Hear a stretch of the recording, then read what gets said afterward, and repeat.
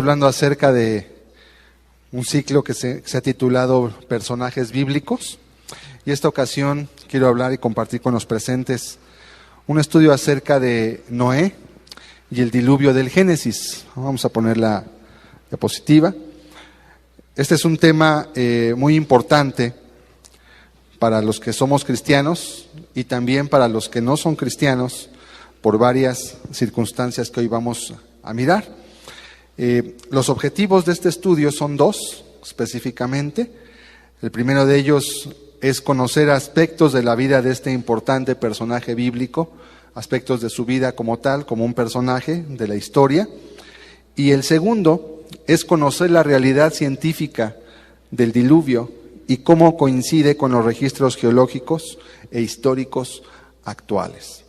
Este es un tema que quizás para muchos pueda no tener tanta importancia, pero yo le podría decir que de esta temática, si puede ser probada cierta, tanto la ciencia moderna como toda la situación de la geología tendría que ser trastornada, y lo que se enseña en las escuelas, incluso, tendría que ser cambiado también.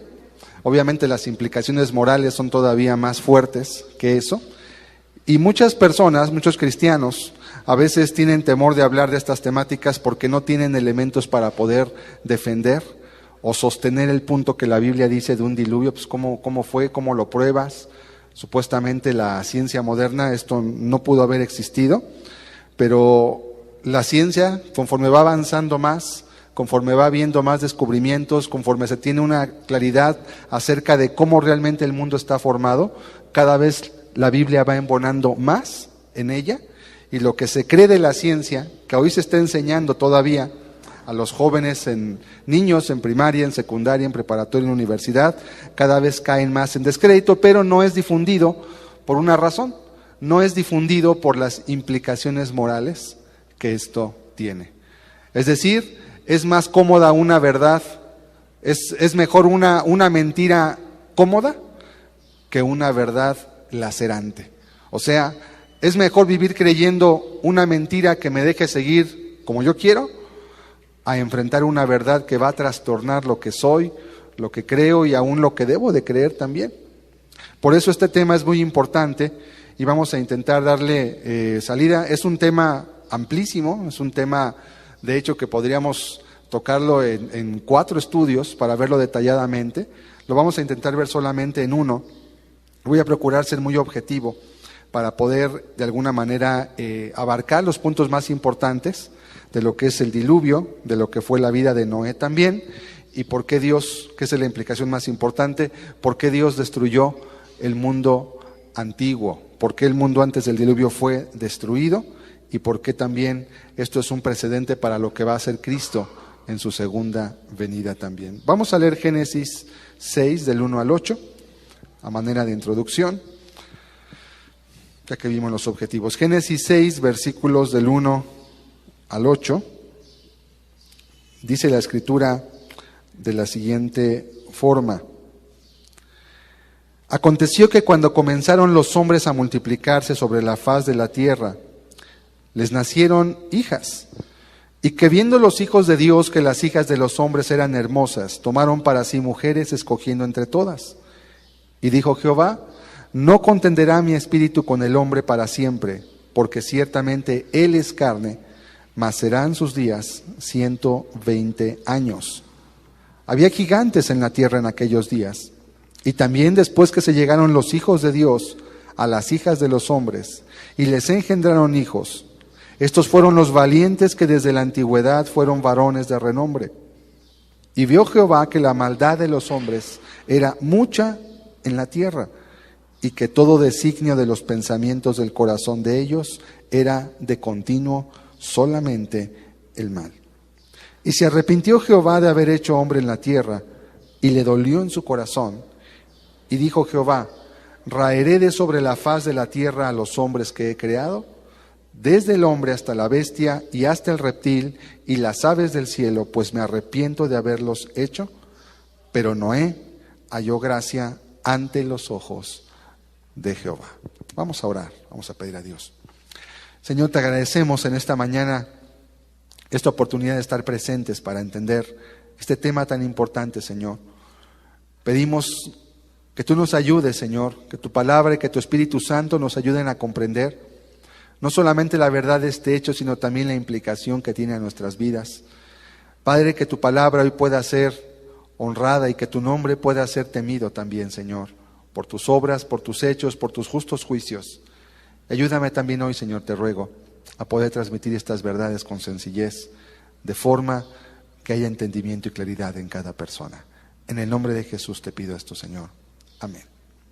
Amén. Bien, ¿por qué hablar del diluvio? Primeramente vemos aquí un precedente, que el mundo antiguo se corrompió. Se corrompió, pero quedan muchas preguntas. Bueno, ¿y cómo era ese mundo antiguo? ¿Qué tenía de diferencia con lo que tenemos hoy en día? ¿Por qué Dios decide destruirlo también? ¿Por qué tenemos que hablar del diluvio? Bueno, en primer lugar, porque es una historia que se ha puesto en tela de juicio. En segundo lugar, también por las implicaciones morales que tiene el evento.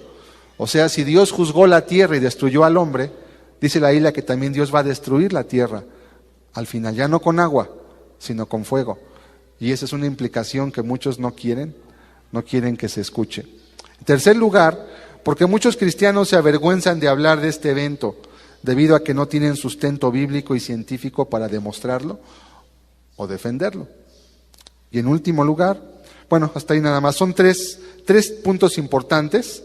Hay un cuarto más que ahorita voy a comentar, pero específicamente estos puntos son los que hacen que una persona se pueda sentir intimidada o no tocar el punto, o simplemente decir, pues lo creo por fe, pues no sé qué pasó y lo creo por fe, y es bueno creer la palabra de Dios. El problema es cuando tienes que hablar con otra persona que no crea lo que tú crees y que te empieza a cuestionar y tú dudas, ya no sabes qué decir, bueno, pues no sé, pues yo creo por fe, y eso realmente no ayuda a otras personas a que crean que la Biblia es un libro confiable y que además hay un sustento. Los cristianos a veces son personas que no se molestan en verificar las cosas que han creído, y eso es peligroso. Es bueno por un lado, pero es peligroso por otro. Es bueno porque la persona puede aceptar la verdad de la Escritura de manera simple, sencilla, pero es peligroso porque también cuando otra persona le diga algo diferente, no va a tener cómo defender lo que él cree, porque pues todo lo acepto, no puedo demostrar nada. Todo es como un suicidio intelectual, así lo ven algunos. Ser cristiano implica renunciar a tu razón, implica que tú ya no tienes que pensar, todo tienes que decir nada más que sí y decir amén y se acabó. Y eso no es cierto. Dice la Biblia que Dios debe ser nuestro culto racional. ¿Por qué también hablar del diluvio? Vamos a leer Mateo 24:37. Vamos a ver un texto más antes de ver los puntos relevantes del diluvio. Mas como en los días de Noé, así será la venida del Hijo del Hombre. Porque como en los días antes del diluvio estaban comiendo y bebiendo, casándose y dando en casamiento, hasta el día en que Noé entró en el arca, y no entendieron, hasta que vino el diluvio y se los llevó a todos. Así será también la venida del Hijo del Hombre. Dice claramente la Escritura que el ser humano se corrompió a tal grado que ya no había un creer en alguien que pregonaba justicia. El pecado estaba tan rampante, tan desatado, tan sin ningún límite, que ya cuando alguien hablaba de guárdate, limítate, Dios es santo, esto decía, no, ¿cómo crees? Yo a mí mi vida no me la toques, no me molestes, yo quiero vivir. Además, ¿qué pruebas tienes tú de todo lo que dices? Son puras mentiras. Y Noé habló, y Noé pregonó. La Biblia nos enseña que durante 120 años, pero no hubo quien escuchara la palabra de Dios. Y hoy también va a ocurrir lo mismo. Va a haber personas que estemos predicando el Evangelio y va a haber muchos que no van a querer escuchar, van a seguir su estilo de vida, hasta que, como dice el texto, no entendieron hasta que vino el diluvio. O sea, en ese momento dijeron, sí, ahora sí creemos. Era muy tarde, ya no podía hacerse nada. Para muchos va a ser así. Muchos no van a creer en el Hijo del Hombre, en el Hijo de Dios, no van a querer someterse a su señorío, van a querer vivir su vida como ellos quieren, hasta el día en que ocurra la tragedia y digan, bueno, ahora sí ya creo, y le van a decir, es muy tarde, tuviste tu oportunidad. Hubo el momento en que se te habló, hubo el momento en que tenías tú que volverte y no quisiste ahora es momento de que tú pruebes que mis palabras y mis juicios son justos. Entonces, la trascendencia es muy grande para nosotros porque va a ser igual que como en los días de Noé. ¿Se imaginan ustedes hablar a Noé de una lluvia cuando en aquel tiempo no llovía? Sería como decirle hoy a la gente que iba a caer fuego del cielo. ¿De dónde sacas tú eso? Es imposible, jamás se ha visto. Además, si pensáramos, pues es imposible, ¿cómo va a llover fuego? ¿Cómo va a caer fuego? ¿De qué manera? Y la gente se hacía fuerte en ese argumento y decía, no, estás loco, lo que pasa es que estás afectado de tu mente, tu religión te vuelve loco. Así le dirían a Noé, y quién sabe cuánto más, y durante 120, y además decía él que iba a haber un diluvio y estaba construyendo un arca, un barco en la tierra seca. Los barcos se construyen en puertos, se construyen en lugares donde hay mar, donde hay profundidad para construir, no se construyen en tierra seca. Y este hombre construía un barco a la mitad de la tierra. Imagínense construir ¿por qué no hacen barcos aquí en el DF, por ejemplo? Imagínense para llevárselo hasta Veracruz o hasta Guerrero o a cualquier puerto, sería el costo increíble, tener que llevárselo además desarmado, pesan cientos de toneladas. No, los barcos se arman en el mar. ¿Cómo se vería Noé construyendo un barco en medio de la tierra? Que además en aquel entonces pues decían, va a llover, estás tan loco que tu mente te ha llevado a creer una fantasía que solamente tú te crees. Así lo veían a Noé, como un loco. ¿Cómo ve hoy el mundo a los predicadores del Evangelio? Igual, como gente alterada en su mente, como gente que no conviene que viva, como personas que han perdido el juicio. Así ven a los predicadores y va a ser, dice la Escritura, igual que en el día de cuando venga el Hijo del Hombre. Vamos a ver las evidencias de un diluvio global. Estaba buscando información el día de ayer acerca del diluvio en internet, leí bastante al respecto. Y lamentablemente me encontré en sitios que supuestamente son de cristianos, que defienden la fe, y hay personas que son cristianas que creen en la idea de que el diluvio pasó solamente en un lugar, o sea que fue una inundación local, que nomás se murió la gente de una zona, nada más, pero que todo lo demás quedó intacto. O sea, es increíble mirar cómo la falta del conocimiento de la Biblia en las personas de honestidad les llevan a aceptar doctrinas que obviamente ese tipo de ideas pues hacen creerte que la evolución es auténtica, te hacen creer que Dios realmente pues no juzgó a todo el mundo, sino solamente a unos pocos, y que era como una parábola, nada más lejano de la realidad. ¿Qué evidencias hay de un diluvio global? Bueno, vamos a ver la presentación. Había una capa de vapor que cubría la tierra. Esto es muy importante. ¿Por qué no llovía antes? ¿Se ha preguntado usted por qué la gente antes del diluvio vivía 800, 900 años, 700 años, y por qué hoy ya no es así? ¿Se ha preguntado alguna vez si existieron los dinosaurios? Porque ciertamente existieron, tenemos millones de fósiles por todos lados. ¿Se ha preguntado alguna vez por qué la vegetación antes era exuberante? ¿Por qué había plantas cuyas hojas tenían metros de tamaño y animales que podían alimentarse? Si hoy un elefante necesita comer 100 o 200 kilos de hierba al día de vegetación para sustentarse, un dinosaurio como los que había en aquel entonces requeriría comer toneladas literalmente de vegetación diarias para sustentar su cuerpo, y no había uno, había millones de dinosaurios. ¿Qué tipo de mundo sería ese en el cual podría haber una vida así? Bueno, la Biblia enseña que el mundo antes no era como era hoy. Vamos a leer Génesis 1, versículo 6. Génesis 1, versículo 6. Fíjese cómo dice la Escritura aquí. Luego dijo Dios: haya expansión en medio de las aguas y separe las aguas de las aguas. ¿Se acuerda que al principio dice la Biblia que la tierra estaba desordenada y vacía y el Espíritu de Dios se movía sobre la faz de las aguas? Bueno, es Génesis 1.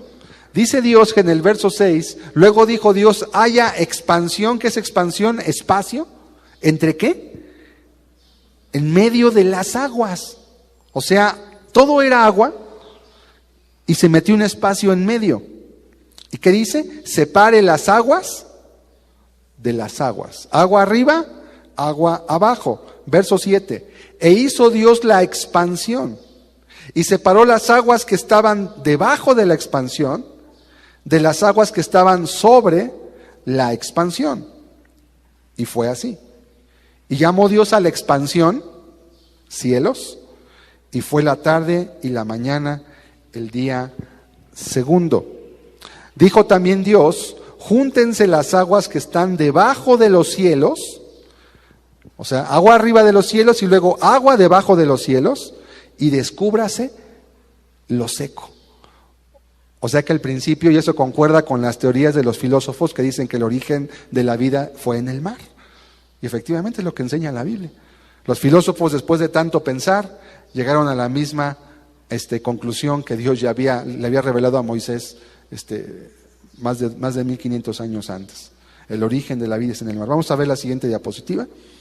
Esto sería una imagen más o menos de lo que sería la tierra al comienzo, sobre la cual habría, esto que vemos aquí sería la tierra, hay agua, hay mar, solamente hay un bloque de tierra muy grande. También en la escuela nos han enseñado que antes de que hubiera continentes, había algo llamado Pangea, que era la tierra en un solo bloque. ¿Se ha fijado usted que el continente africano tiene un borde y que el continente americano tiene un borde que encajaría como si fuera un rompecabezas? Bueno, es porque esos continentes se separaron durante el diluvio y la tierra dejó de ser una sola y se fraccionó en pedazos. Eso también coincide con la geología moderna. Entonces Dios separó agua y había una capa de agua encima que cubría toda la tierra, y aparte había agua abajo, y había un bloque de tierra muy grande, más grande que el que tenemos ahora, porque después del diluvio el agua cubrió gran parte de la tierra que antes existía. Eso explica varias cosas. ¿Qué ocurriría? Bueno, esta capa de vapor conservaría los rayos del sol, el calor adentro. ¿Usted ha entrado alguna vez a un invernadero? ¿Sabe lo que es un invernadero? Hoy en día se acostumbra a sembrar diversas frutas y verduras, sobre todo verduras en invernaderos, porque la temperatura nunca varía. No importa si hace sol, no importa si hace sombra, no importa si llueve o no llueve, esa capa, ese invernadero mantiene una temperatura siempre igual. Y eso permite que las frutas y verduras crezcan muy grandes, porque no hay variación, siempre hay agua, además porque la riegan de manera artificial. Esta capa conservaba el calor y hacía de la tierra un invernadero gigante que permitiría que la vegetación fuera exuberante, porque nunca habría sequías. Entonces las plantas crecerían. Además, esa capa de agua también haría que los rayos ultravioleta, que son los que provocan el envejecimiento, que hacen que la piel se arrugue, que hacen que vayas perdiendo vigor con el paso de los años, esos rayos se filtrarían totalmente y los seres humanos literalmente no envejecerían, no habría proceso de envejecimiento, lo cual explicaría la larga vida que tenían antes los hombres. Y también haría que animales como dinosaurios y otros más pudiesen vivir y tuvieran suficiente alimento para alimentarse durante mucho tiempo. Además, la temperatura variaría muy poco en el ecuador, o sea, la mitad de la Tierra, que es donde hace más calor, respecto a los polos que hoy están congelados.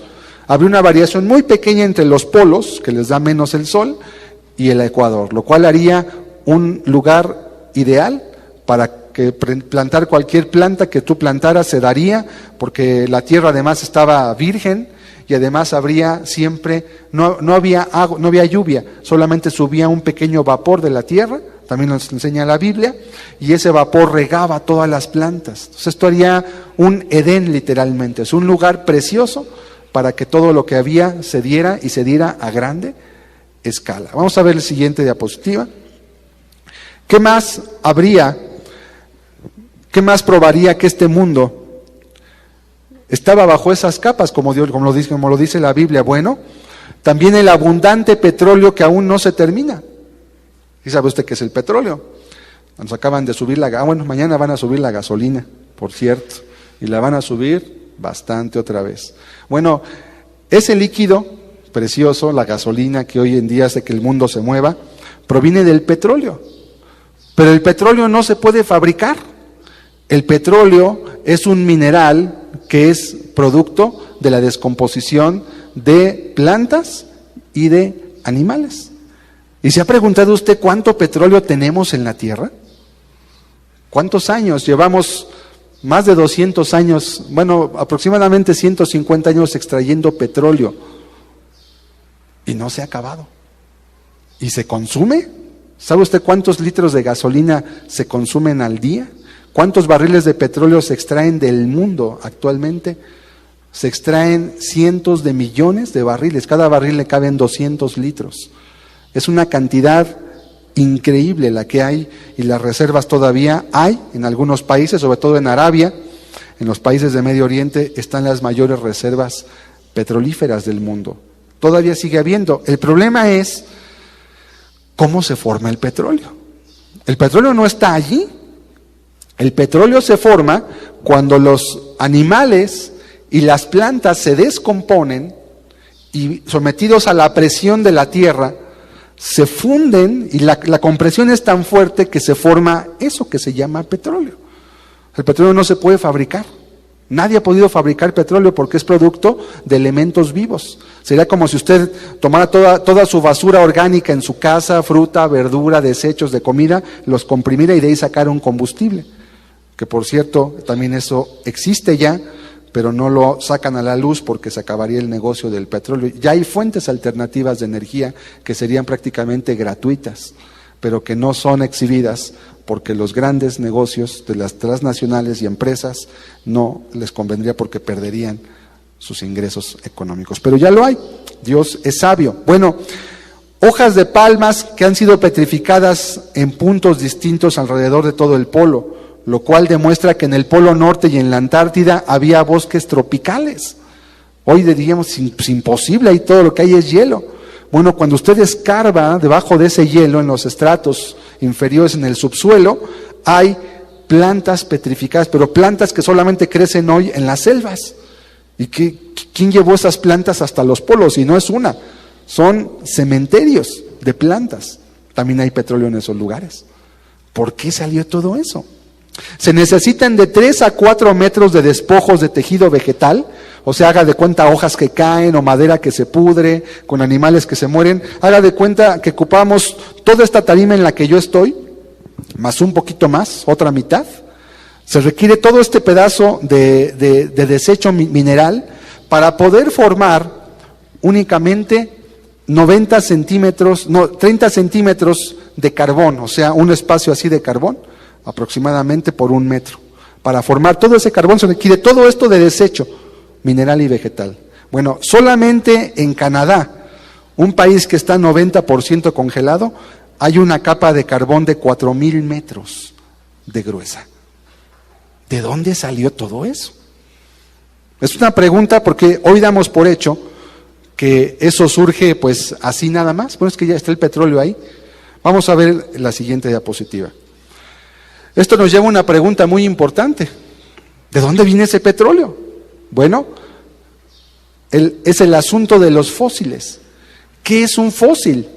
Usted ha visto, vamos a ver la siguiente imagen, ha visto imágenes como estas, que están en piedras o en el suelo, cuando se hizo aquí el metro en la Ciudad de México en 1968-69, cuando se escarbó, encontraron huesos de dinosaurios, encontraron cosas como estas, hojas, conchas, etcétera, cientos de cosas, porque eran, sobre todo en las excavaciones de la línea, también después de la línea 7, que es la línea más profunda, está más de 15 metros debajo del suelo, ahí encontraron mucho de todo esto. Pero hay un asunto con los fósiles. Los fósiles ya no se siguen formando el día de hoy. ¿Qué le pasa a un animal que se muere? ¿Qué le pasa inmediatamente? Póngase a pensar. Imagínense que atropellan un borrego en la carretera. Y ahí se queda tirado el borreguito. ¿Se hace un fósil de ese borrego? No, ¿verdad? ¿Quién llega por ahí luego? Las aves, ¿no? Lo checan. Me platicaba un hermano que ellos jugaban cuando eran niños, que se tiraban en el campo, porque vivía en el campo, y se tiraba en el campo y se quedaba ahí 10 minutos. Y como las aves, cuando veían que no se movía, empezaban a darle vuelta y bajaban los opilotes. Y ya que llegaban los opilotes, se paraban y los espantaban, ¿no? Y así jugaban. ¿Por qué? Porque son carroñeros naturales. O sea, si un animal se muere en el mar, ¿qué le pasa a ese animal? Se lo comen los tiburones o los peces pequeños que dejan todo limpio, y ese animal difícilmente llega al fondo. Y si llega, lo que llegará será unos huesitos o será algo, pero no llegan así como están. Y para que puedan quedar así impresos, tienen que someterse a una presión muy grande. Porque además, ¿cómo imprimes tú en una piedra un esqueleto? Intenta hacerlo. Imprime en una piedra un esqueleto o lo que tú quieras. No puedes, la piedra está dura. Pero esa piedra no siempre estuvo dura. Esa piedra en la que están los fósiles un día fue lodo, que era suavecito, y ese lodo suavecito es como cuando los albañiles hacen cemento o hacen las calles, ¿verdad? O hacen las banquetas, o en tu casa, si alguna vez han hecho un piso de cemento, cuando está fresco, ¿qué pasa? Hasta con tu mano lo puedes marcar, con muy poquita presión. Entonces, si tú clavaras algo allí en medio, cuando está suave, ahí se va a quedar y va a tomar la forma que tú le diste en ese momento. Bueno, ¿por qué no se siguen fabricando hoy fósiles? Porque tuvo que haber pasado algo catastrófico para que millones de animales, de bosques, de árboles, quedaran sepultados en horas y hayan quedado impresos en lo que hoy son piedras durísimas, en donde están impregnados esos fósiles. Y todos estos animales, con las plantas, con la vegetación, con los árboles que fueron destruidos, eso forma el petróleo que hoy tenemos. Y no solamente eso, también con los huesos de hombres que fueron muertos en ese entonces. Eso nunca te lo dicen, porque la implicación es que tuvo que haber ocurrido algo catastrófico para que millones de árboles, para que millones de animales como los dinosaurios pudieran quedar sepultados tan rápidamente que simplemente no hubo opción para hacer nada más. Tenemos una diapositiva mucho más adelante, porque ya no hay eventos catastróficos como los que hubo en el diluvio. Esto nos habla de algo que ocurrió, que está escrito en la historia para que nosotros lo recordemos, que hoy ya no ocurre. Es algo catastrófico. ¿No lo has visto? Está antes de esa, ahí. Es lo que habría pasado. Un pez va a nadar, un pez está en el agua y de repente llega una masa de lodo tan gigantesca que no puede huir a ningún lado, y el pez simplemente queda atrapado así como estaba y queda sepultado.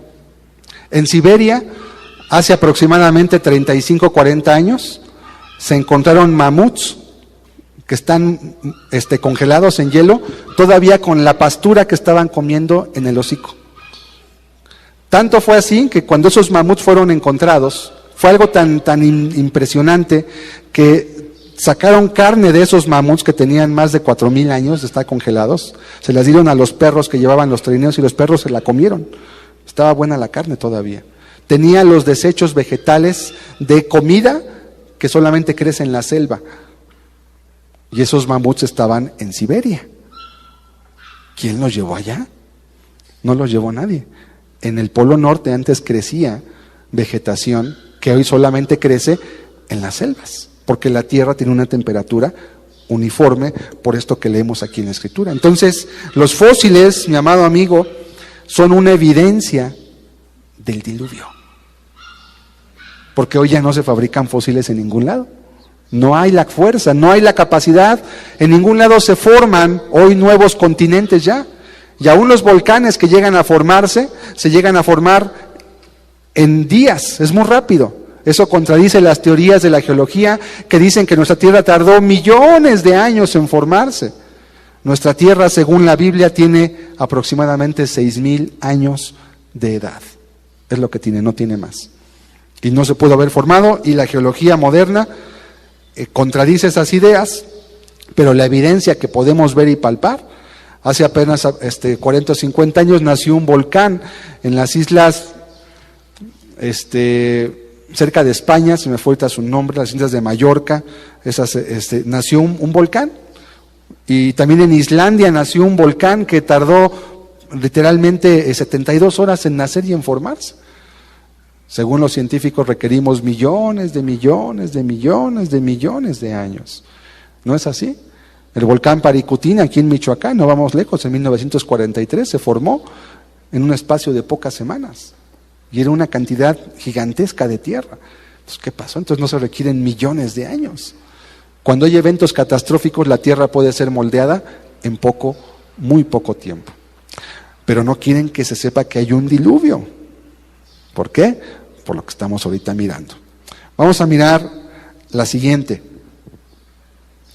¿Qué otra prueba hay de un diluvio global? Bueno, las largas vidas de los antediluvianos. Ya lo comenté, los rayos ultravioleta que provocan el envejecimiento serían filtrados, haciendo que el envejecimiento fuera muy lento, lo cual explicaría por qué la gente vivía tanto. Además, también la gente en ese entonces se alimentaría solamente de vegetales. Está comprobado que eso también trae un beneficio al cuerpo humano, que fue diseñado inicialmente para comer solamente hierbas verdes y todo lo que crece de árboles, granos, etc. Siguiente. ¿Qué más? Prueba de un diluvio global. No, antes, ok. Arrecifes de corales. ¿Sabe qué son los corales? Los corales son unos organismos que parecen piedras, pero no son piedras tan vivos, que crecen a 2-3 metros de la superficie del mar en los mares más cálidos. Son donde hay peces de colores preciosos. Los corales son muy caros aún. Quienes llegan a tener en peceras corales, por ejemplo, son carísimos de tener y van creciendo, están vivos. Bueno, hay arrecifes de corales, no pedazos de coral, arrecifes. Un arrecife es una extensión como este salón, y que esto se queda pequeño, de coral, petrificados, fosilizados en el subsuelo del Polo Norte y la Antártida. Mares que hoy están a temperaturas bajo cero y que no se congelan por la sal que tiene, o cerca del 0, 1 grado, 2 grados. ¿Qué hacen esos arrecifes en el Polo Norte y en la Antártida? Bueno, es porque antes crecían allí. Fueron sepultados y son la evidencia que Dios nos dejó para que entendamos que Dios juzga el pecado del ser humano. Y que así como lo hizo en los días de Noé, lo va a volver a hacer otra vez al final. Es la mejor evidencia que tenemos. Dios no se deja sin testimonio. No tenemos que creer por fe. Hay que leer, hay que investigar. Dios dejó evidencias de todo esto. Vamos a ver más evidencias de un diluvio global. Siguiente. Bueno, se han encontrado más de 250 leyendas, si les llaman, de diluvio en todas partes del mundo. ¿Qué sería lo obvio si solamente Noé y su familia sobrevivieron a un evento catastrófico, que ya lo comprobamos por la existencia del petróleo? El petróleo ya no se forma hoy, por eso hablan de que se agotan las reservas de petróleo. ¿Por qué no se sigue formando? Porque ya no hay eventos catastróficos como los del diluvio. Si solamente una familia sobrevivió, ¿qué sería lo normal que supieran todas las demás familias que poblaron la tierra? Pues que supieran por qué están allí. Bueno, vamos a leer algunos datos. Hay relatos numerosos de la ocurrencia de un diluvio y de una bóveda celestial que son reportados desde la parte oriental de Asia. En el recuento de la creación, según los babilonios, existen muchas referencias a un océano celestial. Celestial significa que está en el cielo, o sea que arriba había un océano, no abajo, sino también arriba. En el recuento de la creación, según los budistas, se encuentra una mención de una nube creativa, desde la cual se vació el agua que comenzó a caer para que se llenaran los mares. Vea usted de qué diferentes partes del mundo tenemos registros. En el antiguo Egipto se hace referencia a que antes existía un océano en los cielos, paralelo con el océano de la tierra. Le llaman leyendas porque dicen eso es imposible, el mundo siempre ha sido como es hoy. Y la Biblia te dice, no, el mundo fue transformado. Así como el mundo fue maldecido por el pecado de Adán, también el mundo fue transformado cuando Dios juzgó al mundo y fue algo totalmente diferente. Siguiente, los recuentos hebreos y griegos son tan similares que es fácil concluir que ambos tuvieron la misma fuente, Noé y sus hijos. Si el mundo entero fue repoblado por una familia que venía de un diluvio, lo obvio es que todos tengan conocimiento de lo que pasó. Los aztecas mismos también tienen leyendas al respecto de una familia, no me acuerdo cuál era el nombre que le daban, pero ahí en Teotihuacán están Esta es información, le puede buscar por internet también. Los aztecas, todas las grandes civilizaciones, los mayas también. Gilgamesh fue otro también muy importante que se ve en las escuelas secundarias. Fue el Noé antiguo que sobrevivió, un héroe que sobrevivió a la catástrofe universal. Solamente él, así hablan de él con los suyos. ¿De dónde salieron esas ideas? La literatura de la India hace referencia, hace referencia a un mar en los cielos, el cual se desplomó. India, Sumeria, Babilonia, Egipto, hebreos, griegos. En el libro sagrado de los persas, el Zend Avesta, se hace referencia a leyendas de un diluvio que ocurrió después de transcurridos los primeros 900 años, después de que el primer hombre fue creado. Siguiente, las tradiciones de los habitantes de las islas de Polinesia en el Pacífico Sur están llenas de referencias que mencionan una inundación mundial que cayó de las cataratas del cielo, diferentes lugares del mundo. Otro más, en la civilización más antigua conocida por el hombre, la civilización de los sumerios, también encontramos la mención de una catarata celestial. Además, su versión de la creación incluye cómo las aguas de abajo fueron separadas de las de arriba, tal como dice la Biblia. Pareciera que estamos leyendo la Biblia, solamente que en diferentes culturas y ya distorsionada por el paso del tiempo, pero con el elemento central idéntico. Igualmente no hay una diferencia como tal. Entonces, todos estos relatos en América, en Asia, prueban una forma. Según la historia, y esto es cierto, el hombre no cruzó de Asia a América, sino por el estrecho de Bering, que es una parte muy estrecha entre Alaska y Rusia, que el hombre cruzó en la época glacial, que fue después del diluvio. Bueno, ¿de dónde tenían ese conocimiento las personas de América, los indios norteamericanos, los mayas? Si antes los viajes en barco no llegaban a continente, el primero que cruzó fue Colón en 1492, que descubrió América, llegó a El Salvador primeramente, Marco Polo, que anduvo navegando por el mundo también, pero él no descubrió América, estuvo por las partes de Asia. Entonces, ¿de dónde tenían ese conocimiento todas esas culturas, que algunas de ellas hoy están separadas por el mar? O los polinesios, que en sus lanchitas que tenían de madera no podían llegar muy lejos de donde ellos vivían. ¿De dónde vienen esas ideas? Eso es una evidencia antropológica de que el ser humano viene de un mismo origen. Son evidencias que están allí, no tenemos que inventarlas, están escritas, se conocen. Hay referencias de cada uno de estos puntos acerca de ello. Vamos a ver la siguiente, algunas fotos de lo que podría ser precisamente la creación del arca. Los constructores usaron una sustancia llamada argamasa que se usaba para calafatear el barco. El calafateo es la cobertura con una sustancia especial para que el agua no se meta y a la vez le dé elasticidad a la madera para que soporte los cambios de la presión en su propia estructura. La siguiente, sería el propio Noé, el cual recibiendo de Dios el mandato, no era un mandato fácil, era un mandato que le implicaba ponerse a sí mismo como un loco en una sociedad que estaba corrompida por la maldad, por el pecado, y él empezar a hacer algo que era totalmente ilógico. Para mucha gente ese es su tropiezo para venir a Cristo. Es que si me hago cristiano, se van a burlar de mí todos. Bueno, también así le pasó a Noé. Dice la Biblia, bienaventurados sois cuando por mi causa os persiguen y os vituperen y digan toda clase de mal contra vosotros. Siguiente, el arca de Noé no era un barco moderno porque no estaba diseñado para navegar.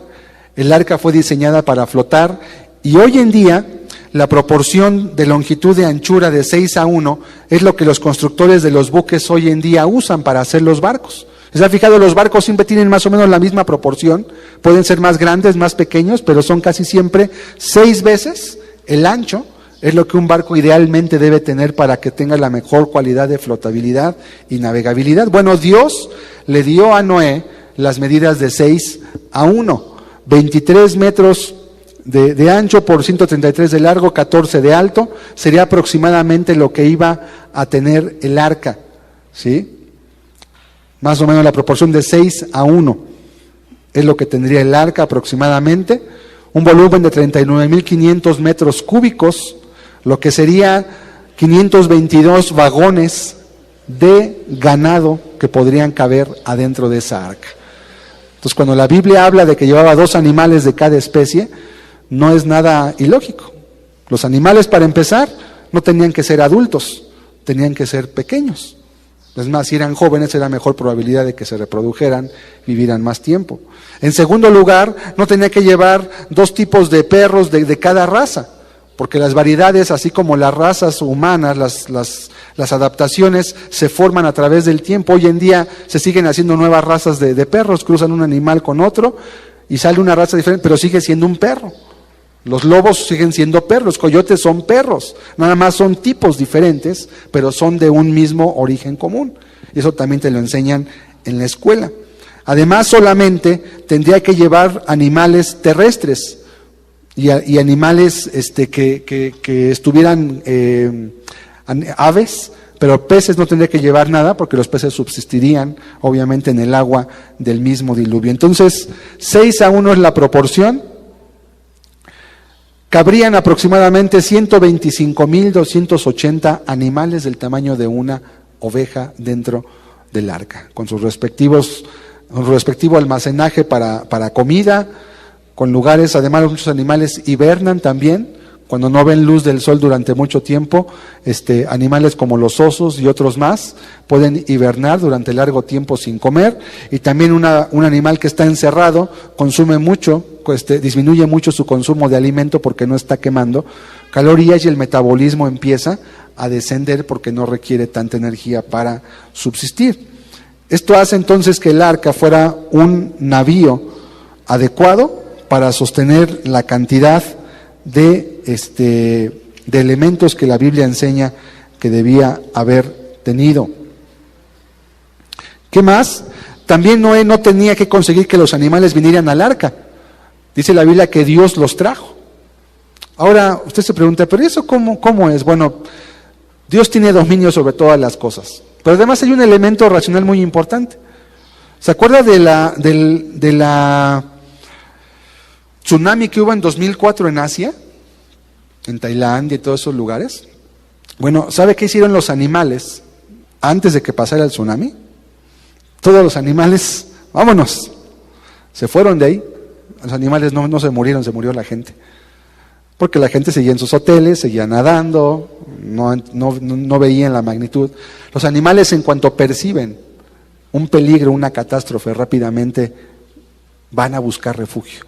Dios les dio ello. Apenas hace unos días me acuerdo que uno de mis perros en casa empezó a aullar. ¿Y por qué está aullando? Y mi esposa tiene una aplicación en su teléfono que le avisa cuando hay sismos de cualquier magnitud en cualquier lugar de las costas, y había habido un sismo en ese momento que el perro estaba aullando, era de poco menos de 5 grados, son casi imperceptibles, pero el animal percibe el peligro y empieza a aullar, empieza a avisar del peligro que hay. Entonces, si iba a haber un diluvio, los animales iban a buscar un lugar de refugio, no tenían que hacer muchos asuntos, los animales iban a buscar. Viene un diluvio, los animales saben, Dios creó a los animales, e iban a buscar un lugar en donde refugiarse. Ellos iban a llegar. En el tsunami de Asia, minutos antes de que llegara el tsunami a la costa, que mató a decenas de miles de personas, los perros, los gatos, las aves, los monos que pudiera haber cerca de las costas, algunos en África incluso, que llegó parte del tsunami hasta las costas de Madagascar, huyeron y se fueron a lugares altos, simplemente. ¿Quién les dio esa habilidad? Dios les dio esa habilidad, para que supieran cómo guardarse. También las personas prediluvianas probablemente eran mucho más inteligentes que nosotros. Además, esa presión que había antes, cuando el mundo, es algo muy interesante, como el mundo estaba cubierto por una capa de agua, la presión atmosférica que había era el doble de la que tenemos ahora. Está comprobado hoy en día que ese aumento de presión atmosférica es muy benéfico para la salud. Hay algunas, yo no sé si usted ha oído de las cámaras hiperbáricas, que las usan para curar el pie diabético, que las usan para curar varias enfermedades. ¿Qué hacen esas cámaras? Te meten en una camarita, en un lugar, un cuartito, que es como un sarcófago más bien, donde aumentan la presión a la que está sometido tu cuerpo, y esa presión genera tal beneficio a la circulación sanguínea. Por eso la gente le dicen, quiere aliviarse, váyase al mar, donde hay más presión. Aquí la ciudad, que estamos muy altos, suele no ser muy buena para ciertas enfermedades, pero donde hay más presión, es mejor para el cuerpo. Bueno, la Tierra tenía el doble de la presión que hoy tenemos actualmente en la Tierra. Eso permitiría crear metales mucho más duros que los que hoy tenemos, más duros que el acero incluso que hoy podemos hacer, por la presión a la que está sometida la propia Tierra. Se han encontrado artefactos metálicos enterrados en capas del subsuelo en diferentes lugares que dicen son de extraterrestres, porque son metales que no conocemos aquí. Bueno, no es que no los conozcan, es que no hay las condiciones para fabricarlos ya. La presión que antes había en la Tierra permitía que esos metales pudieran fabricarse y que fueran mucho más duros de lo que hoy se puede hacer incluso con el propio acero que conocemos actualmente. Las cámaras hiperbáricas se usan para sanar, y también sería ese un argumento de hablar por qué la salud de los hombres antes sería mucho más larga. Además, ¿cuánto conocimiento imagínense una persona en una vida, en 60, 70 años, cuánto puede almacenar de conocimiento, de experiencia? Hay gente que a veces ya es de una edad avanzada, pero su experiencia en lo que hacen les permite sobrepasar a muchos jóvenes, porque el conocimiento que tienen, como decimos, el colmillo que tienen para hacer ciertos trabajos, vale más que la fuerza. Imagínese cuánto podría recopilar una persona en una vida de 600 años. ¿Cuántas carreras podría estudiar una persona en ese tiempo? ¿Cuánta experiencia podría acumular? ¿Cuánta habilidad manual tendría para hacer cualquier trabajo después de, si una persona trabajando 15 años, un oficio, puede hacerse experto? Imagínese una persona que trabajara 100 años un oficio. ¿Qué herramientas podrían fabricar? ¿Qué conocimiento podrían tener? Pero también, ¿cuánta maldad podrían acumular? ¿Cuánto aumentaría el ocultismo en aquel entonces? Si hoy los brujos, las brujas, en una generación pueden corromper a sus demás generaciones y acumular conocimiento y tener contacto con el mundo espiritual, imagínese una persona que viviera 500 años. ¿Hasta dónde podría llegar su maldad a acumularse por su experiencia? Por eso dijo Dios, serán sus días 120 años. Es mucho lo que el hombre está haciendo, mucha maldad la que tiene. Y Dios decidió acortar el tiempo también. Vamos a ver la siguiente, más sobre el arca. Esto es un trozo en tamaño real. Aquí no se alcanza a vislumbrar, pero ahí se ven las figuras de personas. Esto es de un museo, obviamente. Y se ve un trozo del arca, más o menos tiene más alto que lo que tenemos aquí en esta nave. Y está construido de pura madera. Esa arca se acaba de inaugurar, la hicieron a tamaño real en el estado de Kentucky, en Estados Unidos, el 7 de julio de este año lo acaban de inaugurar. Hicieron un arca idéntica al arca de Noé, costó más de $100 millones construirla, y hasta hoy se puede visitar ese lugar, y la hicieron por dentro idéntico que lo que pudo haber hecho, lo que dice la Biblia, y cómo se pudo haber conservado la vida de todos los animales ahí. Vamos a ver la siguiente. Esos serían los pisos que tendría el arca. Tenía 13 metros de alto, entonces tendría un piso inferior para guardar desechos, para guardar comida, para guardar víveres de toda índole, y 4 pisos para separar a los animales de acuerdo a su tamaño, a su peso, de acuerdo a su, de acuerdo a sus requerimientos alimentarios, etcétera, etcétera, etcétera. Y hasta arriba a la izquierda tenemos como una casita que sería donde vivirían Noé y su familia, para que tengan idea del tamaño. Es una casa, y lo que vemos ahí son ventanitas, como en cuadritos, y un pequeño como balconcito para poder salir, y abajo está lo que sería el arca como tal. Siguiente. Esto sería esta es una maqueta a escala de lo que hoy ya está construido. Esto es a escala. Usted puede ver debajo, se ve que, vamos a ver la siguiente, se ven unos elefantes que van subiendo, unos elefantes de tamaño actual a escala. ahí se ven cómo van subiendo por una rampa, son elefantes. Imagínense el tamaño que tiene como tal el navío, y abajo estarían todas las cajas con víveres, los animales van llegando, las estructuras, los andamios para construir, para calafatear, para hacer un barco, que obviamente fue la burla y fue el desprecio de toda una generación cuando veían que este hombre construía un barco en la tierra seca. Vamos a ver la siguiente. Ahí se puede ver en pequeñito, después de los elefantes, una persona, Noé, alguno de sus hijos, de sus nueras quizás, y que están acumulando, dando el tiempo para que lleguen los animales a subir. La siguiente, unas jirafas también tenemos aquí, en las cuales se mira precisamente el tamaño que tendría este barco. Entonces no hablamos de algo descomunal. La siguiente,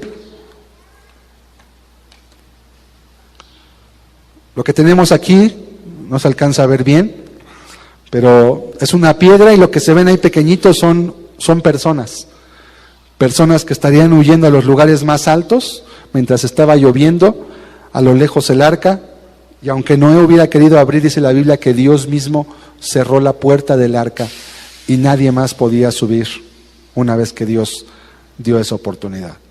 De igual forma va a ocurrir cuando ahora también Dios cierre la puerta, no haya más opción para estar en Cristo, ser salvos por la fe, y venga la destrucción nuevamente al mundo. Vamos a ver la siguiente. Tenemos un acercamiento de esta imagen. Personas en lugares altos, escarpados, buscando huir del diluvio que no creyeron que iba a ocurrir y que finalmente fue una realidad. La siguiente. Se ve una imagen a escala igualmente de la piedra, el agua que antes no estaba en esa proporción. La siguiente, tenemos el dibujo del pequeño pez que sería sepultado, quedaría petrificado y sería hoy un fósil. La siguiente sería Noé, esperando recibir o recibiendo las palabras de Dios para escuchar. Noé, estaba a la mitad de su vida, tenía 500 años, el señor Noé, cuando recibió las indicaciones de Dios para construir el arca, la sabiduría, las habilidades que tendrían. La siguiente, el arca después dice la Biblia que reposó en el monte Ararat, cuando el agua empezó a descender, la tierra totalmente fue transformada cuando pasó el diluvio. Los montes tendrían antes una altura de aproximadamente, en promedio, aproximadamente 100 o 120 metros en aquel entonces, antes del diluvio. Después que el agua llegó, que separó los ríos, se conformó nuevamente la geografía mundial, se formaron los montes como el Himalaya. En el Himalaya, por cierto, no lo mencioné, en las partes de la punta del Himalaya, en las partes después de los 6.000, 7.000 metros, hay estratos de tierra que tienen conchas marinas, conchitas de mar. ¿Quién puso conchas marinas en los estratos del Himalaya? Es otra evidencia más del diluvio. En el cañón del Colorado hay fotos donde ese cañón que sigue siendo moldeado por el agua, se ve como tiene como líneas, está formado así como los rayos que tiene un tronco de un árbol que indican su edad. En el Colorado tienen los estratos de las paredes, tienen líneas con sedimentos. Y hay todas vienen más o menos parejas, pero hay un espacio donde hay 3 metros de lodo, donde no hay ninguna variación, obviamente que ya es piedra. ¿De dónde surgieron 3 metros de lodo? Ahora, 3 metros de lodo ahí no, 3 metros de lodo en todo el mundo, y que formaron una capa, ¿sí?, que sepultó. ¿De dónde surgió todo eso? Solamente hay una respuesta: una catástrofe de magnitud global que depositó una cantidad tan grande de lodo que todo el panorama de la tierra fue transformado, fue moldeado en literalmente poco tiempo.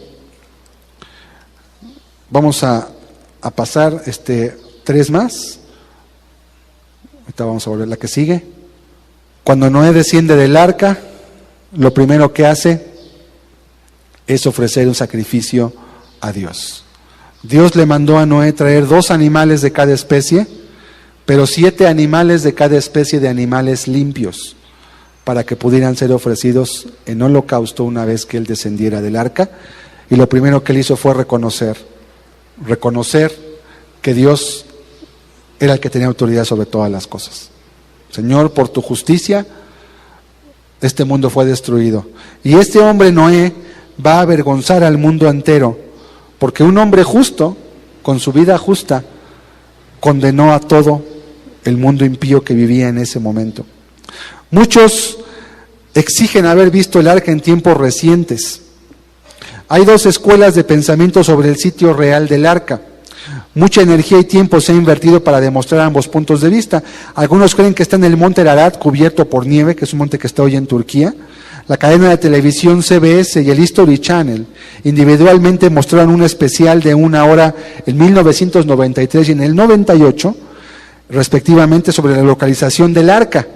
El programa no hablaba sobre si existía el arca. El programa discutía sobre dónde estaba exactamente el arca. O sea, daban por hecho que existía. Lo han visto aviadores, lo han visto alpinistas, en la Primera Guerra Mundial, expediciones turcas que anduvieron por ese monte para cruzar, vieron también el arca, atestiguan de ella misma, como un barco de madera que está semicubierto por hielo, congelado. Simplemente discutían la localización. Es decir, el que el arca existe. Además, el ejército norteamericano ha hablado de que ellos conocen la ubicación del arca desde hace varios años ya a través de satélites que pueden mirar sin ir físicamente al lugar y saben dónde está, solamente que hay muchos intereses de por medio, sobre todo en el ámbito científico y educativo, para no hacerlo un evento que tenga difusión mundial. Lo pueden encontrar, pero tiene usted que buscarlo. No se lo van a poner como una noticia de primera plana, pero de que está, y simplemente es una cuestión de que el que quiera verlo, el que, como dice la Escritura, que tenga oídos para oír, que pueda escuchar. Los continentes, vamos a ver la siguiente. Noé, de aquí mismo, Noé no tenía que conseguir que los animales vinieran al arca, ya lo comentamos. Dios trajo los animales a él. La que sigue, solo los animales de tierra seca, los que respiran aire, tuvieron que ser incluidos en el arca, ninguno otro más. Una más, muchos animales duermen o hibernan, ya lo comenté, o se encuentran en estado inactivo durante largos periodos de tiempo, tales como el oso y otros más que sin hibernar disminuyen su consumo alimenticio, hasta uno también. El ser humano, cuando está sin hacer nada y está acostado, está en enfermedad quizás, pues come mucho menos porque su cuerpo no necesita los requerimientos de energía normales. Siguiente, todos los animales y las personas eran vegetarianos antes y durante el diluvio, según Génesis 1:20 al 30 y Génesis 9:3. Vamos a ver ese texto, Génesis 9, versículo 3. Es interesante, porque también explicaría por qué los hombres vivían más tiempo.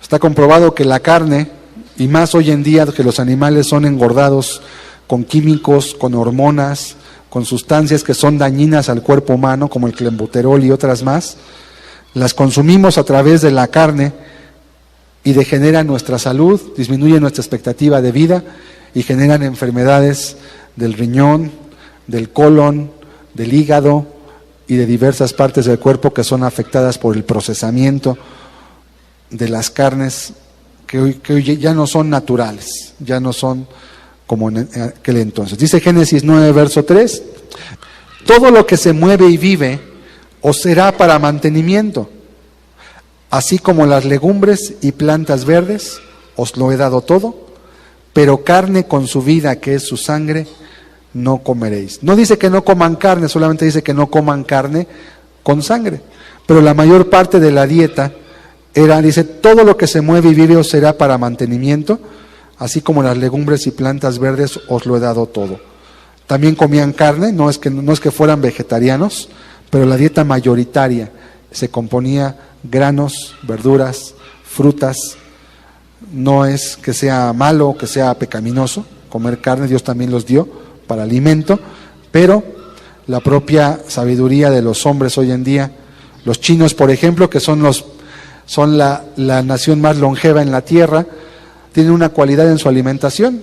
consumen grandes cantidades de granos con verdura, con pedazos pequeños de carne.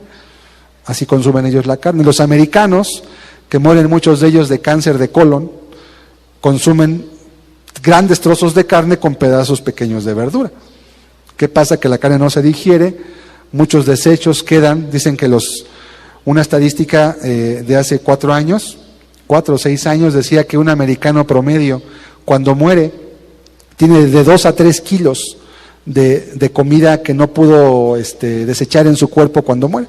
Y es lo que genera los cánceres de colon, que es una de las primarias causas de muerte en los norteamericanos, que son grandes consumidores de carne, sobre todo de carne roja, que es la carne más dañina, y por lo que ya estuve también comentando. La siguiente diapositiva. Las personas prediluvianas probablemente eran mucho más inteligentes y más adelantadas que las personas de hoy. Ya lo comentamos, y eso hablaría y explicaría que cuestiones de ciencia, aún que hoy son enigmáticas, que no se alcanzan a explicar, que algunos dicen que eran extraterrestres, ¿verdad?, los que traían ciertas cuestiones de ciencia. Los mayas, que tenían una ciencia, por ejemplo, astronómica tan avanzada como la nuestra, sin tener telescopios, sin tener instrumentos como los que hoy tenemos. ¿De dónde sacaron tanta sabiduría? ¿De dónde sacaron la habilidad para crear, por ejemplo, las pirámides de Egipto? Nadie se atreve hoy en día a hacer una pirámide, ¿sabía usted eso?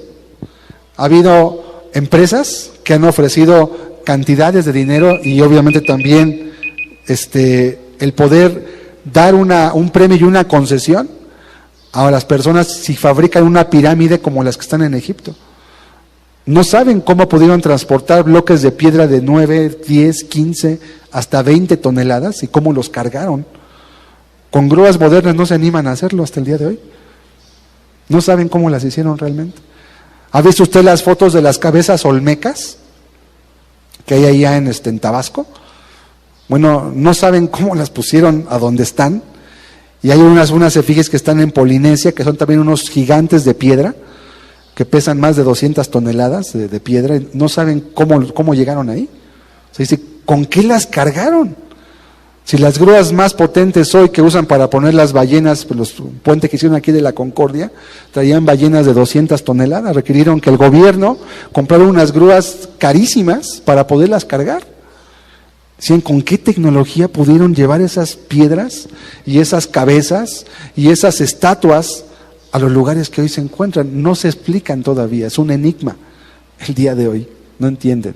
Bueno, la ciencia que desarrollaron los antediluvianos es probable que fuera más moderna en otro sentido que la nuestra, ¿sí? Porque no pueden explicar muchos eventos que hoy en día están ahí, los podemos ver, pero nadie nos da una explicación de cómo ocurrieron. Tienen teorías, tienen hipótesis, tienen propuestas, pero realmente no saben a ciencia cierta. Así se hizo la pirámide, las pirámides de Keops o la esfinge de Gizeh, etcétera. No saben. Dicen, bueno, pues fueron los extraterrestres, es lo que se les ocurre decir, para quitar este asunto de lo que la Biblia nos muestra. Siguiente diapositiva. La Biblia dice que las montañas más altas fueron cubiertas por muchos pies de agua. Esta es suficiente para que el arca no corriera el riesgo de tocar los picos de las montañas que comenzaron a formarse. Antes no existían montañas como el Himalaya, no existían montañas como las que tenemos aquí, el Popocatépetl, el Iztaccíhuatl, se formaron durante el diluvio.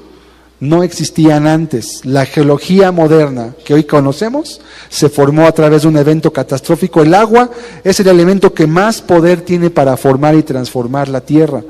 El agua puede destruir piedras, puede cavarse espacios por todos lados. No vamos a lugares lejanos, aquí mismo en Chalco, ¿cuántas veces el agua reclamaba su nivel normal cuando había inundaciones? ¿Por qué? Y es una fuerza imparable, impenetrable. Los cauces de los ríos reclaman sus lugares por cómo fueron creados. Y eso puede hacer por una lluvia de 3 horas, de 5 horas. Imagínense si llueve 40 días. Y no solamente llovió. Vamos a leer el Salmo 104. Vamos a leer la siguiente y vamos a ver ahorita el Salmo 104. Las montañas grandes que tenemos hoy no existían hasta después del diluvio, cuando las montañas se levantaron y los valles se hundieron. Hay montes más grandes abajo del mar que los que hay arriba del mar, porque el mar tiene más de 11 kilómetros de profundidad y hay montañas, hay cordilleras oceánicas más grandes que las que tenemos arriba, más grandes. De hecho, el hombre conoce más de la luna, sabe más de la luna que lo que sabe del fondo del mar, porque casi ningún aparato puede llegar ahí y no pueden investigar.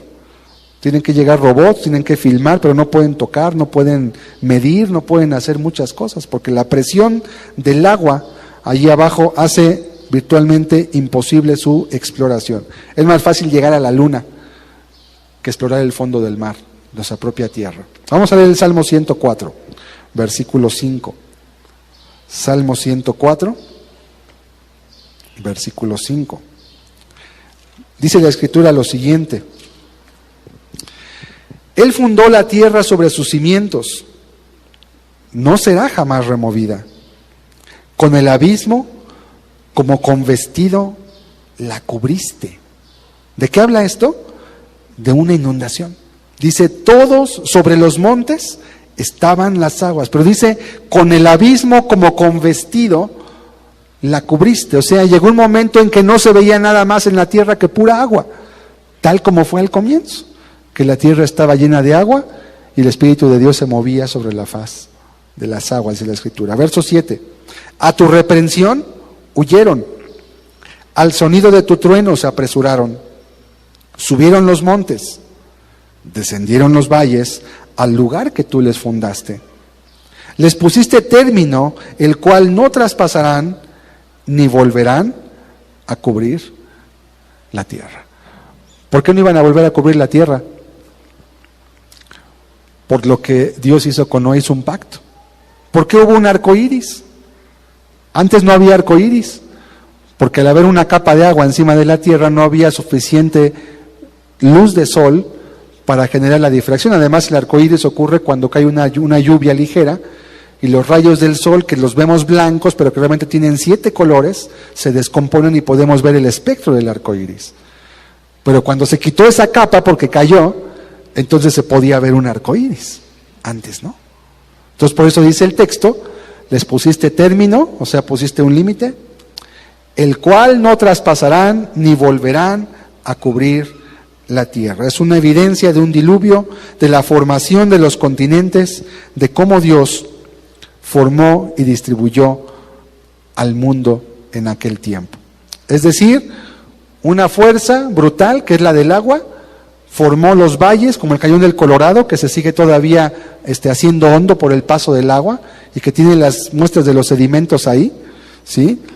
Y juntamente con ello, dice la Escritura que Él dijo, no va a haber más destrucción con agua, no va a ser más así. ¿Por qué? Porque Dios hizo un pacto con el hombre para no destruir nuevamente la tierra de esa forma. Ahora, ¿qué significa todo esto para nosotros? Bueno, número uno, si esto es cierto, vamos a ver la siguiente diapositiva. Tenemos 5 implicaciones muy importantes. Ahora, esto está para que usted lo pueda mirar. Esto usted lo puede hablar con una persona que no crea en Dios. No es cosa de que creas en Dios, es cosa de que mires a la ciencia. Es cosa de que veas las evidencias que hay y por qué se le oculta a los seres humanos toda esta verdad. Y se insiste en que el mundo sigue siendo actual, cuando la evidencia geológica demuestra que el mundo no ha sido siempre como es hoy. ¿No? Porque no es así. Porque nadie pudo haber subido a poner conchas de mar en el Himalaya, así como nadie pudo haber llevado bosques tropicales enteros petrificados en el Polo Norte. Esto muestra que el mundo fue transformado de una manera radical hace no mucho tiempo. Número 1, si el diluvio ocurrió, primera implicación, entonces la Biblia es un libro veraz, porque es el único libro que describe con detalles y que describe de una manera asombrosamente exacta, científica y geológicamente, lo que ocurrió durante el diluvio. Eso mostraría que la Biblia es decir mis respetos. Porque eso que escribió Moisés no estuvo allí cuando escribió eso, ¿sí? Él vivió después, pero tuvo que haberlo sabido de alguna forma. ¿De dónde obtuvo ese conocimiento? Para poder describir lo que ocurrió cuando él no estuvo. Segunda implicación, entonces, Dios existe. Si Dios reveló su palabra y nos puede decir lo que ocurrió, porque Él así diseñó el mundo y porque Él creó la tierra de esa forma, entonces Dios sí existe. Esto nos lleva a la tercera implicación. Entonces la evolución es un mito, porque la Biblia niega la evolución y nos habla de la creación. Ese museo del cual puse fotos aquí es el Museo Creacionista, precisamente. Y es un lugar precioso donde te demuestran científicamente que la creación es un hecho que tiene más fuerza y más prueba científica que hablar de la evolución, que hoy te enseñan en todos lados. Cada vez hay más científicos que creen en la creación y no en la evolución. ¿Por qué? Porque siendo honestos, la propia ciencia apoya la situación de la creación, porque es un asunto de fe. Los dos son un asunto de fe. ¿Quién ha visto que un chango se haga hombre? ¿Quién vio el inicio de la creación? ¿Quién estuvo allí? Nadie. Entonces, ¿de qué estamos hablando? De una cuestión de fe. Creer en la evolución es un asunto de fe, no es ciencia. Nadie ha visto que ningún animal evolucione. Todos los fósiles que tenemos petrificados, si el hombre o si cualquier animal evolucionó, como dicen supuestamente que los reptiles evolucionaron hacia las aves o las aves de los reptiles, tendría que haber formas intermedias y muchos fósiles también de partes intermedias de evolución, y no hay una sola. Todos los fósiles que existen son animales totalmente formados, tal como los conocemos hoy. ¿Dónde están las evidencias de la creación, de la evolución? Científicamente no existe. Entonces, la evolución es un mito, y no solamente es un mito, es un fraude, porque se lo enseñan a los niños y a los jóvenes como si fuera una verdad comprobada. Y la ciencia, para que sea ciencia, tiene que ser probada por el método científico que exige ver, comprobar, repetir, y que salga siempre el mismo resultado. Eso es lo que es el método científico. Si la evolución no se puede probar con ese método, entonces no es ciencia, es una fe, es tu religión. Yo creo en Dios, tú crees en que vienes de los monos, esa es tu religión. Ahora, ¿cuál tiene mayor sustento? Científico. ¿Cuál puede probar que es real con evidencias científicas? La evolución no puede explicar los fósiles. ¿De dónde hay tantos fósiles? ¿Qué ocurrió? ¿Por qué están así? ¿Por qué había bosques tropicales en los polos? ¿Cómo evolucionó eso? ¿Cómo evoluciona el ojo? Todos los animales que no tuvieran ojos hubieran muerto, estarían medio ciegos. No puede haber una evolución del ojo. O el ojo es creado perfecto desde el comienzo, o no puede existir. Las mutaciones de los animales y del cuerpo siempre son destructivas, nunca son constructivas. La genética que se deforma, que dicen que supuestamente evolucionamos, pero eso niega la propia ley. Nadie se va renovando con el tiempo. El tiempo, dicen claramente, ¿verdad? Todo por servir se acaba. Y acaba por no servir. Así es. O sea, un coche lo dejas tú parado y no se hace más nuevo. Se envejece. Un árbol crece pero va envejeciendo. Todas las cosas tienden a envejecer y a destruirse. Pero según la evolución no. Según la evolución todo era algo más sencillo y se hizo más complicado. Y no es así. Todo el cuerpo pierde información. La vejez, la pérdida de fuerza, como dice la Biblia, es una evidencia que prueba que la creación, como Dios la muestra, es una verdad científica, no la evolución. ¿Qué implicaría eso entonces? Que todo lo que te enseñan en las escuelas en biología está mal. Que los biólogos modernos tendrían que dedicarse mejor a conducir camiones de ruta en lugar de enseñar, porque están enseñando mentiras. Están enseñando algo para lo cual no tienen más que una fe. Ellos creen eso, porque no lo pueden demostrar. Y todos los dibujos que vemos en los libros de cómo evolucionó el hombre, cómo evolucionó, pues son nada más la imaginación de ellos. No hay ningún fósil que demuestre que esos dibujos tienen un sustento científico. Eso es nada más lo que ellos dicen que así debió haber sido. Pero no hay ni evidencia científica más que lo que ellos dicen que así fue. Varios de los fósiles de hombres que supuestamente evolucionaron de monos fueron fraudes. El hombre de Piltdown, que lo exhibieron en la Feria de la Ciencia de 1930, y no me acuerdo qué año exactamente, fue el descubrimiento de la ciencia en ese año. Y después se descubrió que eran huesos de un orangután mezclados con huesos de cerdo, ¿sí? Y construyó, la persona que según lo descubrió, lo construyó de tal forma que pareciera como que fuera un humanoide con forma de simio. ¿Quién lo dijo? El hombre, el mismo que lo hizo, redarguido por su conciencia, él mismo lo confesó y está en periódicos todo eso. Y fue un fiasco para toda la ciencia. Supuestamente habían encontrado, le llaman el eslabón perdido. Hasta hoy sigue estando perdido y seguirá perdido porque no existe. ¿Por qué dicen que van a encontrar el fósil que está entre el hombre y los simios? Pues eso no existe. ¿Y cómo evolucionó la conciencia? ¿Y cómo evolucionó el sentido del bien y del mal en el hombre? ¿Quién se lo enseñó? ¿Y cómo evolucionó el sentido de la estética del ser humano? Para que puedas tener una flor en tu casa y digas, qué bonita está. ¿De dónde evolucionó eso? Una vaca ve eso y se traga la flor, para él es alimento. Él no la ve bonita. Pero tú la guardas, la conservas, la riegas, porque para ti representa algo más que un vegetal, representa algo bello. ¿Cómo evolucionó todo eso? Bueno, esas preguntas yo las he hecho y pues simplemente estamos investigando. Conforme algún día la ciencia nos va a dar una respuesta. Cuando ocurra nuevamente la destrucción del mundo tendremos la respuesta. Siguiente implicación. Si todo esto es así, entonces, esta es la implicación más importante de todas. Dios va a juzgar nuevamente al mundo.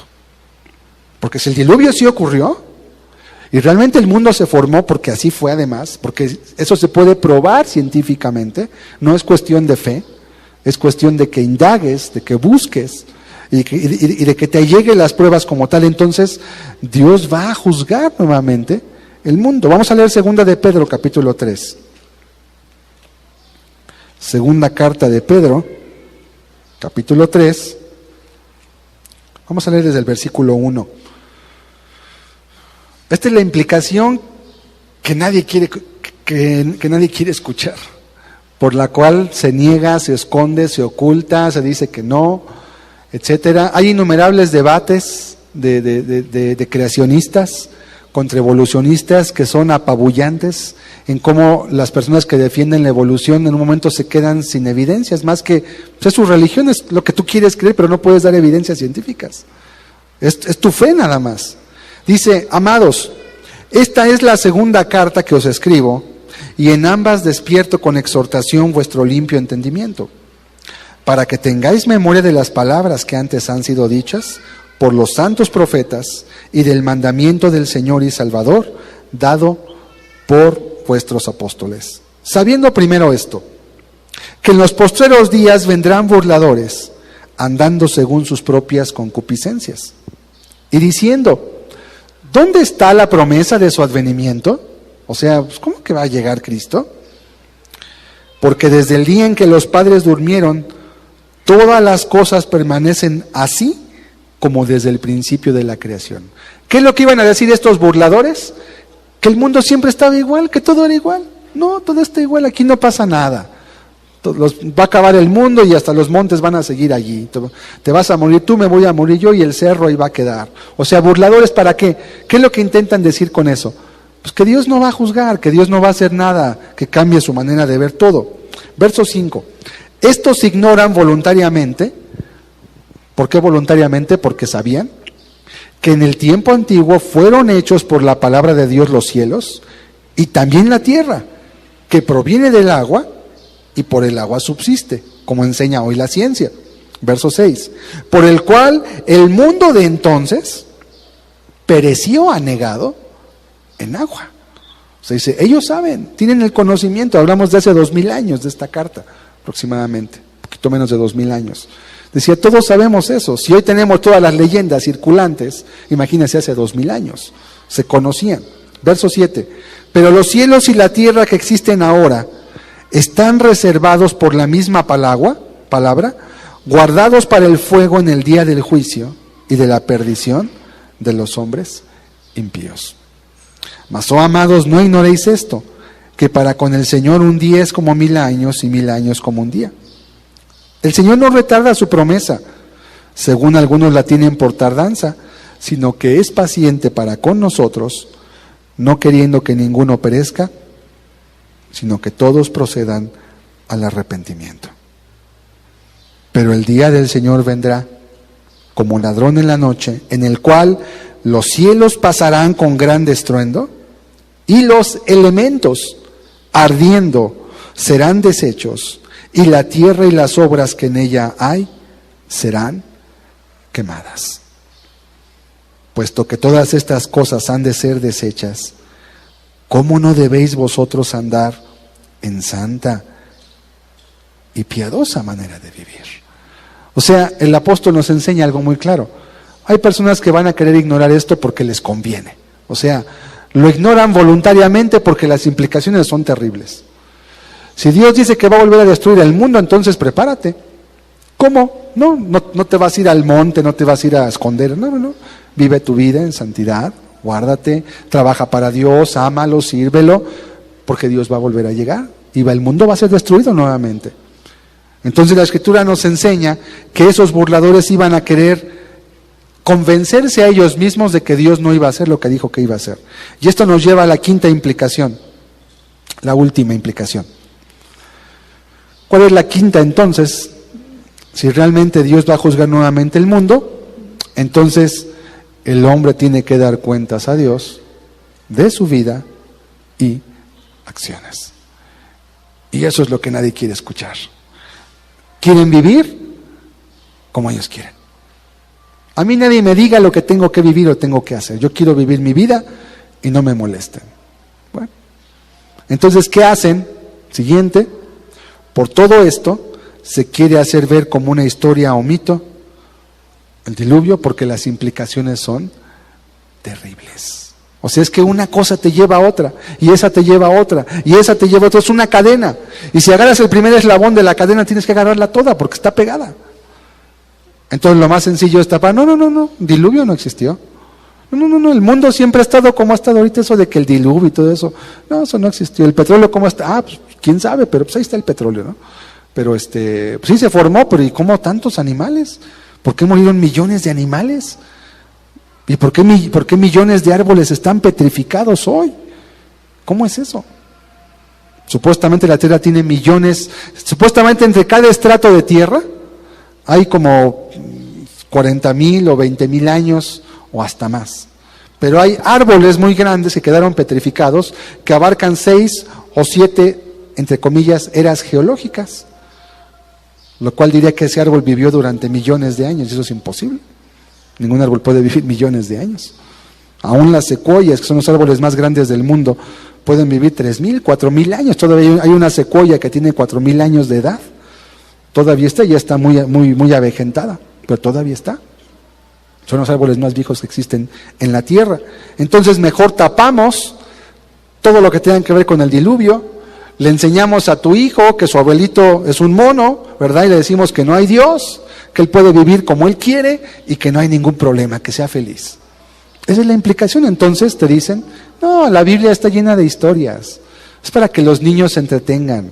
Es para que la gente ignorante que no estudia, pues tenga algo en qué creer, porque pues pobrecita gente, no saben nada. Hay que darles algo para que crean y para que tengan un miedo y se porten bien, y para eso son las historias. Mucho cuidado. Todo esto es lo que Noé hizo. Un varón justo, Noé, condenó el mundo entero. Noé y su familia se salvaron. Y hay quien ha dicho que Noé fue el mejor evangelista de toda la historia. Sí, ¿pero por qué? Si toda la gente de su tiempo se murió, nadie creyó. Sí, pero Noé salvó a toda su familia. Toda la familia de Noé se salvó. Los demás no quisieron, bueno, asunto de ellos. Pero él y sus 3 hijos, su esposa y sus nueras, se salvaron. Qué importante es que nuestras familias puedan estar en Cristo también. Si los demás no quieren creer, bueno, el testimonio, la vida, la predicación, pero que tú y los tuyos puedan ser salvos, es lo más importante. Vamos a cerrar nuestros ojos. Es importante meditar, aún aquellos que somos cristianos, porque esto debe llenarnos de un temor reverente hacia Dios. Señor, si tú juzgaste la maldad del hombre, si tú juzgaste al hombre y lo destruiste por causa de su maldad, ¿no será que hoy estamos en un lugar similar también de maldad y en una situación en la cual se están rebasando los límites?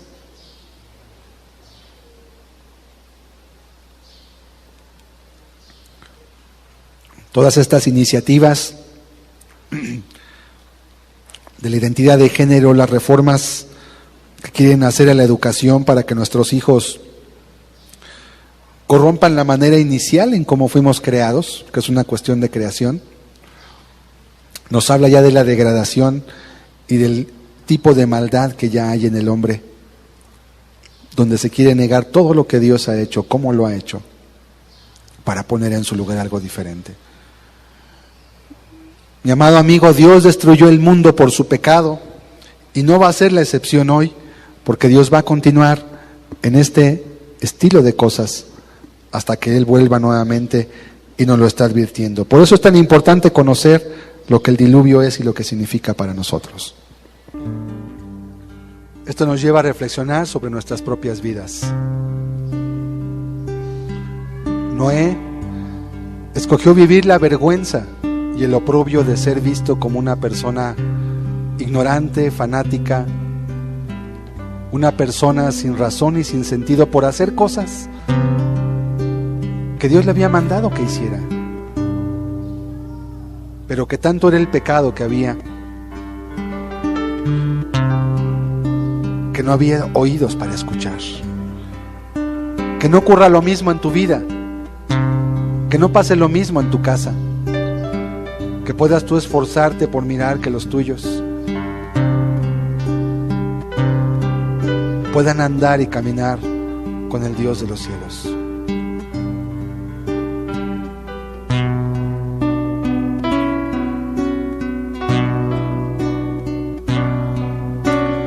Ven a adorar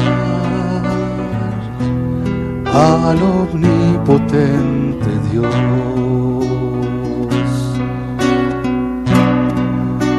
y alabar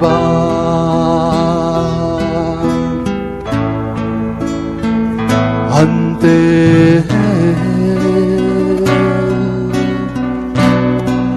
que esparció los cielos y la tierra estableció,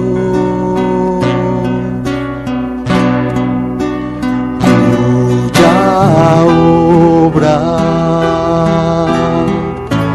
reflejada en los cielos está, su grandeza.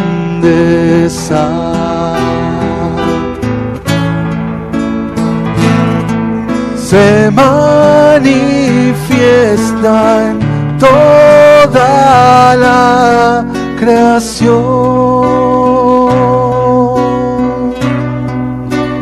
Ven a adorar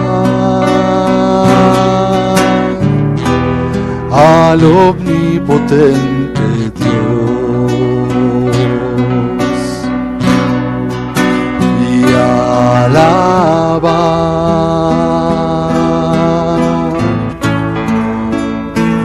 ante Él,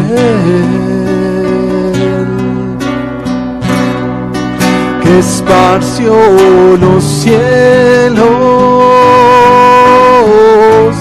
y la tierra estableció,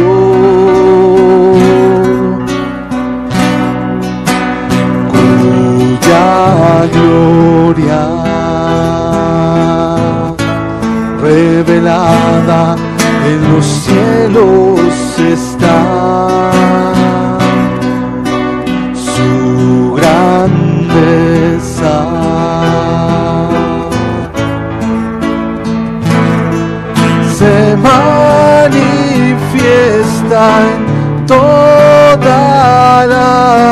creación.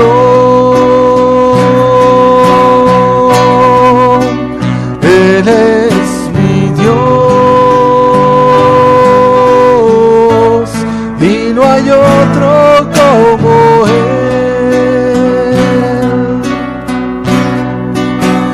Él es mi Dios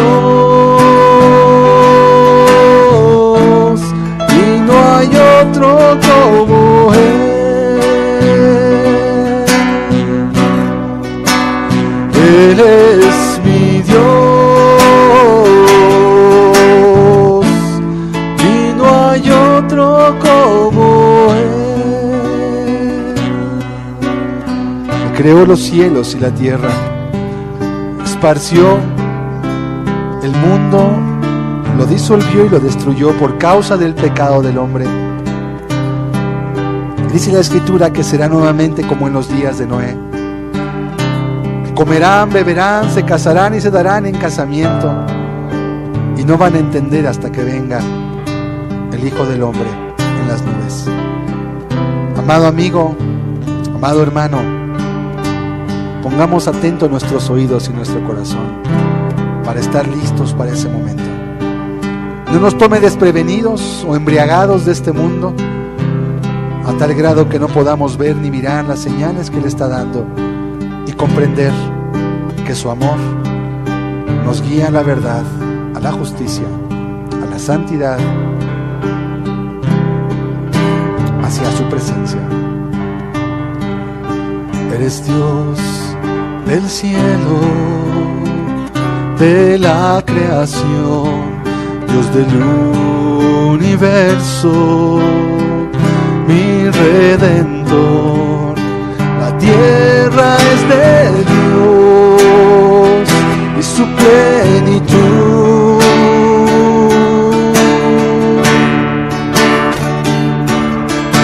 Su misericordia es sin fin, sin límite es tu poder, Jesús. La tierra está fundada en santidad.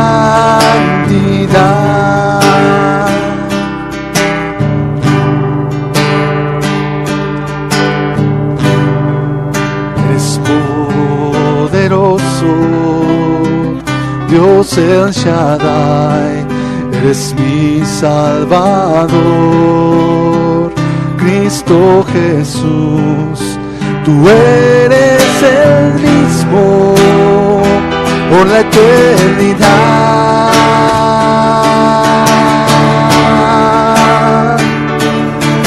Tu reino poderoso es, sin término es tu dominio, con cetro de justicia reinarás. Vamos a entonar juntos este canto al Señor. Vamos a estar sobre nuestros pies, decirle: tú eres el Dios de la creación, Señor. Eres el que ha creado todas las cosas para nosotros, para que la habitemos, y nos has puesto límites, nos has restablecido lo que debemos ser en nuestra vida para poder encontrarnos un día contigo. Eres Dios del cielo, de la creación, Dios del universo, mi Redentor. La tierra es de Dios y su plenitud. Su misericordia es sin fin, sin límite es tu poder, Jesús. La tierra está fundada en santidad.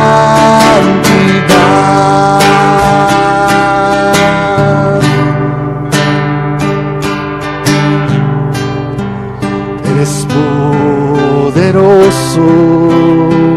Dios el Shaddai, eres mi Salvador. Cristo Jesús, tú eres el mismo por la eternidad.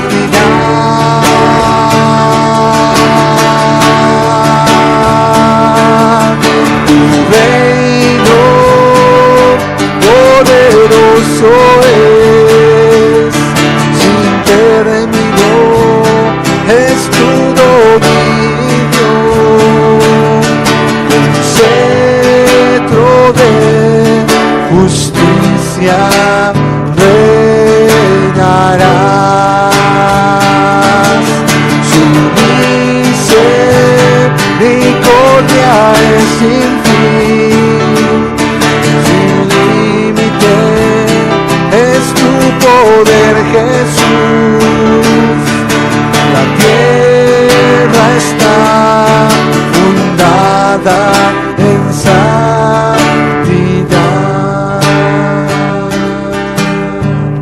Así es, Señor Jesús.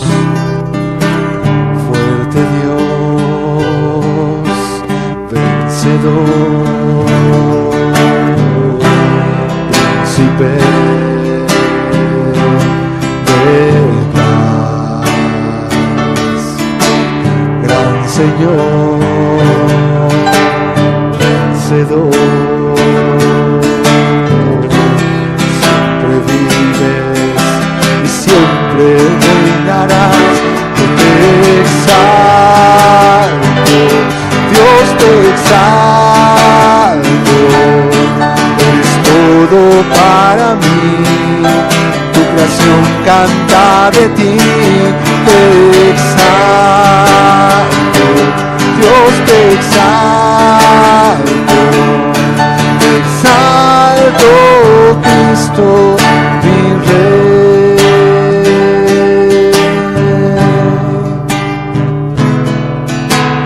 Fuerte Dios, vencedor, príncipe de paz, gran Señor,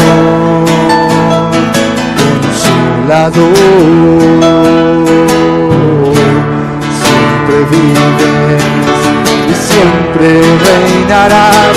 Yo te exalto, Dios te exalto, eres todo para mí, tu creación canta de ti. Te exalto, Dios te exalto,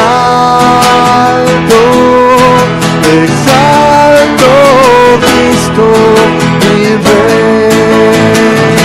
Yo te exalto, Dios te exalto, eres todo para mí, tu creación canta de ti.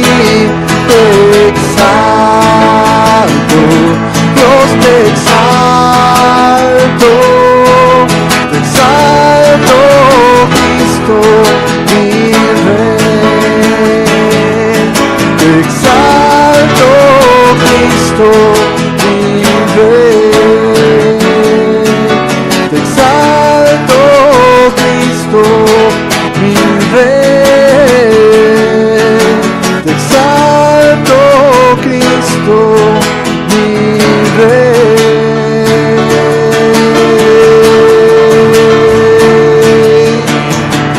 Exaltamos, Señor Jesús. Hiciste todas las cosas para nosotros, Señor. Creaste el mundo y purificaste límites, Señor. Y juntamente con Él nos diste a tu Hijo Jesús, para que tengamos una fe estable, Señor. Una confianza, Señor, en tu palabra, Jesús. Sabiendo que tu palabra es veraz, Señor. Que no hay error en ella, Jesús. Que la has puesto como una guía para nuestras vidas, para que podamos andar un caminar cierto hacia donde nos dirigimos, Señor. Te damos gracias por ello, Señor.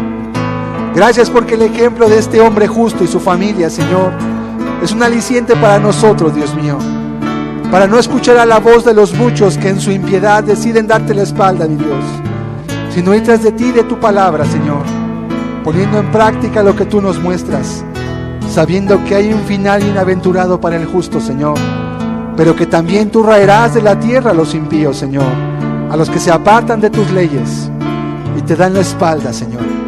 Te damos hoy gracias por ello. Tu palabra, Señor, nos da fe. Tu palabra, Señor, nos anima a seguir, sabiendo que nuestra esperanza no es puesta en vano, Señor, que hay final bueno para el justo. Gracias te damos por la vida de Noé, Señor, aquel hombre que fue con su fe quien condenó una generación entera, Señor. Padre, anhelamos que hoy muchos puedan venir a ti, Dios, creer tu palabra, ponerla en práctica y tomar tu palabra como una verdad real para seguirte, Señor. En el nombre de Jesús, muchas gracias, mi Dios. Amén, Señor. Bendito seas para siempre. Amén. Amén. Que Dios les bendiga a todos. Concluimos con esta reunión. Que tengan muy buena tarde todos.